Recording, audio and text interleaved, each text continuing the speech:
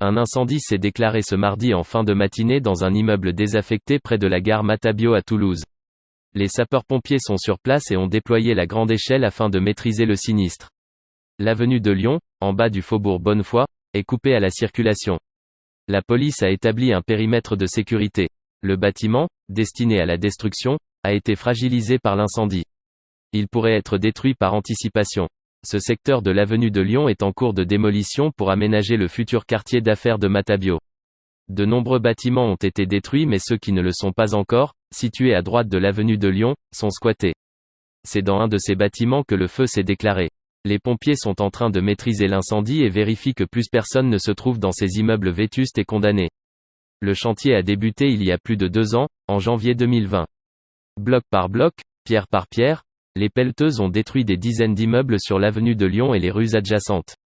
L'établissement public foncier local Europolia a présenté à une centaine de promoteurs, le 9 février 2022, le premier plan de cession de terrain. Des immeubles, des espaces verts, des activités et commerces doivent s'y construire à partir de 2024. 2 îlots sont concernés dans un premier temps, au tout début de l'avenue et le long du boulevard Pierre-Sémard. 300 logements y sont prévus, dont 120 logements sociaux. Des immeubles vont pousser, avec des espaces verts et 5700 mètres carrés d'activités et commerces. Une résidence intergénérationnelle, de 2000 mètres carrés y est projetée. Entre la rue Chabanon et la rue des Jumeaux, un bailleur social sera choisi pour construire la nouvelle halte de nuit pour personnes vulnérables, qui déménagera de Saint-Cyprien. Un foyer de jeunes actifs de 100 places y sera aussi construit. La totalité des logements sera reliée au réseau de chaleur urbain, et les logements seront construits avec les plus exigeantes normes environnementales. Les premières constructions débuteront début 2024.